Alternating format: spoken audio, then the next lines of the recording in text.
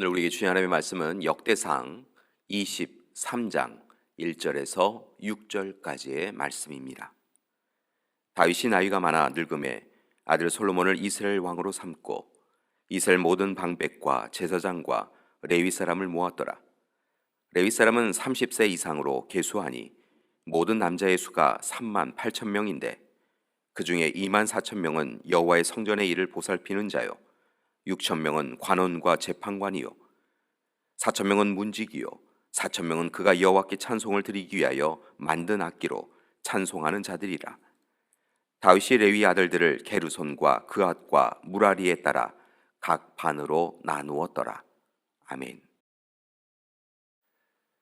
다윗은 앞선 22장의 말씀에서 성전 건축에 대하여 여러 가지 관심을 가진 것에 이어서 23장의 말씀에서는 건축된 성전에서 드려질 예배에 관하여 관심하고 있습니다.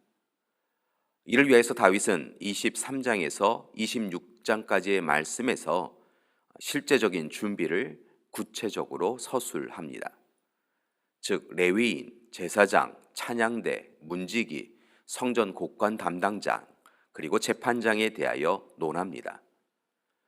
그 가운데 오늘 말씀은 하나님께 온전한 예배를 드리기 위해서 선택된 레위인들을 여러 가지 기능별로 조직하여서 봉사할 것을 요구합니다. 이제 오늘 본문으로 조금 더 깊이 들여다 봅니다. 오늘 말씀은 다윗이 나이 많아 늙음에 솔로몬으로 이스라엘 왕을 삼았다라고 말합니다. 물론 솔로몬을 왕으로 삼으신 것은 하나님의 뜻이었고 다윗은 그 뜻에 순종한 것입니다. 그리고 이제 이어지는 말씀을 보면 다윗은 성전 건축 후 드려질 예배와 성전 관리에 대비하면서 인력을 확보하고 조직적으로 운영하기 원합니다. 그래서 이를 위하여 전국의 방백과 제사장과 레위인들을 소집합니다. 원래 레위 지파는 하나님의 율법을 맡은 자들로서 성막을 위해 헌신하며 이스라엘 신앙 공동체 내에서 중추적인 역할을 감당하였던 사람들입니다. 그러나 이러한 그들의 역할은 가나안 땅에 정착한 이후로 사사시대 동안 미미해졌고 한편으로는 퇴락하였습니다.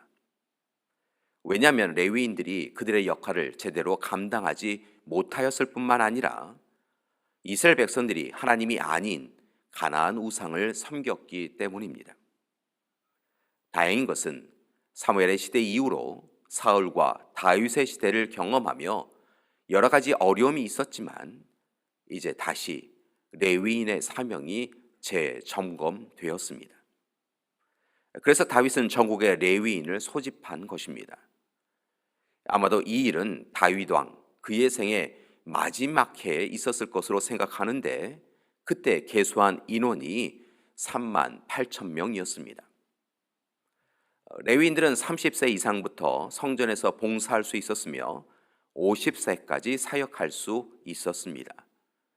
한 가지 우리가 함께 유의할 것은 일반적으로 레위인의 사역을 감당하는 나이는 30세여서 50세였지만 오늘 말씀에 나오는 3만 8천 명은 실은 24절과 27절의 말씀을 보면 아마도 20세 이상의 레위인들 모두가 계수되었음을 우리는 볼 수 있습니다.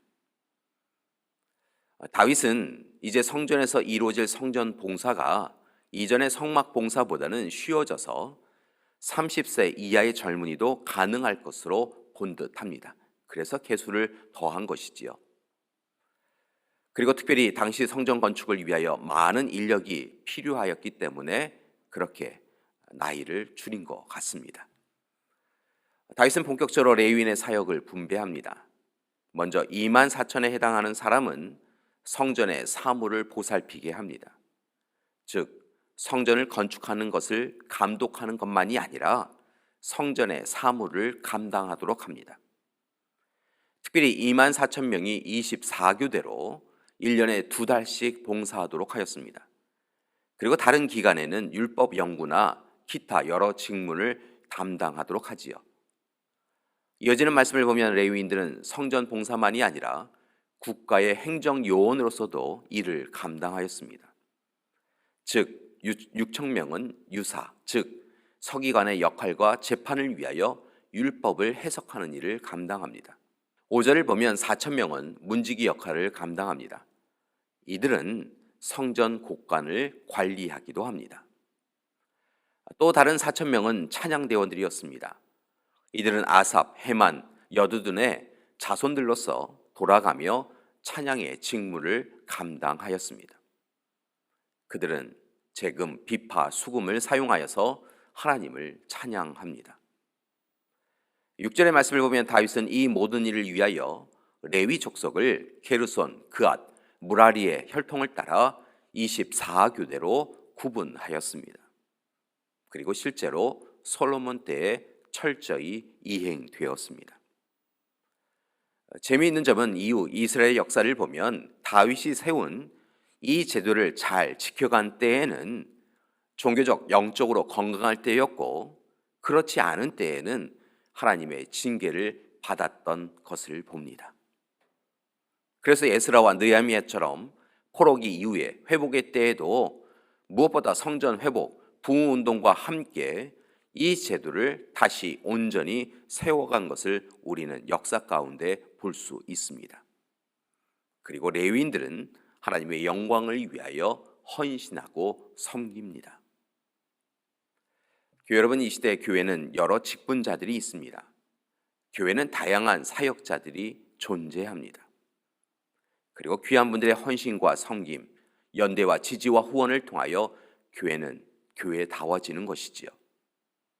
바라기는 이제 오늘 이 시대에 하나님의 사람으로 부름받고 보냄받은 우리도 오늘 말씀의 레위인들처럼 하나님께서 친히 우리를 불러주신 것을 기억하고 더욱 힘써서 하나님의 사람으로 자신에게 맡겨주신 일을 열심히 감당하며 살아가기 원합니다. 또한 서로가 합력하여 선을 이루기 원합니다. 그때 하나님께서 우리의 모든 일을 살피시고 분명 도와주실 것입니다. 이를 위하여 무엇보다 하나님 앞에 예배자로 서 나가기 원합니다. 또한 우리에게 맡겨주신 사명을 열심히 감당하기 원합니다. 그리고 하나님의 창조 구원 질서에 맞추어 하나님의 뜻, 계획을 세상에 이루며 살아가는 우리가 되기를 간절히 기도드립니다. 함께 기도하시겠습니다. 사랑의 하나님, 오늘 이 시간 다윗이 성전 건축을 위하여 준비하였을 뿐만이 아니라 성전에서 온전한 예배를 드리기 위하여 인적인 조직을 온전히 세워갔던 것을 봅니다. 하나님, 오늘 이 시간 그렇게 불려진 레위인들이 또한 하나님의 일꾼들이 예배를 예배로 온전히 드림을 통하여 이스라엘 백성들이 든든히 서나갔던 것을 우리는 역사 가운데 확인합니다. 바라고 나기는 오늘 이 시간 예배자로 하나님의 일꾼으로 부름받은 우리도 하나님 앞에 더욱 신실하게 진실하게 하나님께 영광 돌리며 살아갈 수 있도록 인도하여 주시옵소서. 또한 서로가 합력하여 하나님이 기뻐하시는 하나님 나라를 이 땅에 이루어 가게 하여 주시옵소서. 이제는 우리 주 예수 그리스도의 은혜와 하나님의 사랑하심과 성령님의 온전하게 하시는 귀한 역사가 오늘 이 시간 하나님께서 우리를 불러주셨음에 감사드리며 맡겨주신 사역을 열심히 감당하며 또한 서로 합력하여 선을 이루며 살아가기로 작정하는 우리 믿음의 가족들 위해, 가정과 교회 위에 지금부터 영원토록 함께 하시기를 간절히 축원하옵나이다. 아멘.